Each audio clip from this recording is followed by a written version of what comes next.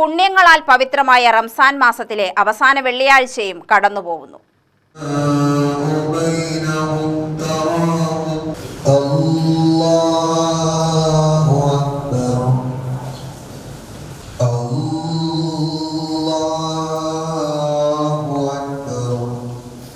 ഇരുപത്തിയേഴാം രാവിന്റെ പൂർണ്ണതയ്ക്ക് പിന്നാലെയാണ് വിശ്വാസികൾ റംസാൻ മാസത്തിലെ അവസാനത്തെ വെള്ളിയാഴ്ചയിലേക്ക് പ്രവേശിച്ചത്.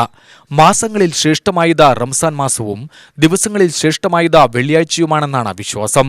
അതുകൊണ്ട് തന്നെ റംസാൻ മാസത്തെ വെള്ളിയാഴ്ചയ്ക്ക് വിശ്വാസികൾ കൂടുതൽ പ്രാധാന്യം കൽപ്പിക്കുന്നു.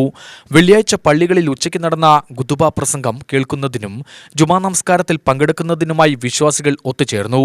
നമസ്കാരത്തിന് മുൻപുള്ള ഖുതുബ പ്രസംഗത്തിൽ ഇമാമുമാർ റംസാൻ മാസത്തിന് സലാം പറഞ്ഞു. റമദാൻ മാதம் நமக்கு கற்பித்து தந்த எல்லாவிதமான நல்லொழுக்கங்களையும் அல்லாஹுவை சார்ந்த சிந்தனைகளையும் நம்முடைய வாழ்க்கை முழுவதும் நாம் பின்பற்றி வாழ்வோமேயானால் நாடுகளிலும் சரி வீடுகளிலும் சரி சந்தோஷமான சமாதானமான நிம்மதியான ஐஸ்வர்யமான ஒரு வாழ்க்கை நமக்கு இருக்கிறது. அந்த உணர்வுதான் ரமலான் மாதம் நமக்கு கற்றுத்தருகிறது. നോമ്പിലൂടെയും ഖുർആൻ പാരായണത്തിലൂടെയും രാത്രി നമസ്കാരത്തിലൂടെയും ആർജിച്ചെടുത്ത ജീവിതശുദ്ധി കാത്തുസൂക്ഷിക്കേണ്ടതിന്റെ ആവശ്യകതയെക്കുറിച്ച് ഖുതുബ പ്രസംഗത്തിൽ ഇമാമുമാർ വിശ്വാസികളെ ഉദ്ബോധിപ്പിച്ചു. അടുത്ത വർഷങ്ങളിലും റംസാൻ നോമ്പിൽ പങ്കാളിയാകാൻ കഴിയണമെന്ന പ്രാർത്ഥനയും നടത്തിയാണ് വിശ്വാസികൾ പള്ളികളിൽ നിന്ന് മടങ്ങിയത്. പുണ്യങ്ങളുടെ മാസത്തോട് വിട പറയുന്നതിന്റെ ദുഃഖവും ഈ ദിനത്തിൽ വിശ്വാസികൾക്കിടയിലുണ്ടാകും. അവസാന വെള്ളിയാഴ്ചയും പിന്നിടുന്നതോടെ വിശ്വാസികൾ പെരുന്നാൾ ഒരുക്കത്തിലാണ്. വ്രതാനുഷ്ഠാനത്തിന്റെയും പ്രാർത്ഥനകളുടെയും രാപ്പകലുകൾക്കൊടുവിൽ റംസാൻ ആഘോഷിക്കാൻ ഒരുങ്ങുകയാണ് നാടും നഗരവും.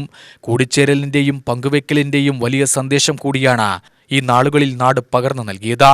റംസാൻ വ്രതം അവസാന ഘട്ടത്തിലെത്തിയതോടെ നാടെങ്ങും ഇഫ്താർ വിരുന്നുകളും സജീവമായി. അവസാന വെള്ളിയാഴ്ചയ്ക്കും പെരുന്നാളിനും ഇടയിലുള്ള സമയത്ത് വിശ്വാസികൾ സക്കാത്തിലേക്കും കൂടുതലായി കടക്കും. 3 ഘട്ടങ്ങളിലായി കണക്കാക്കുന്ന നോമ്പിലെ അവസാന 10 ദിവസങ്ങൾ നരകമോചനത്തിന്റെ ദിനങ്ങളായാണ് കരുതുന്നത്.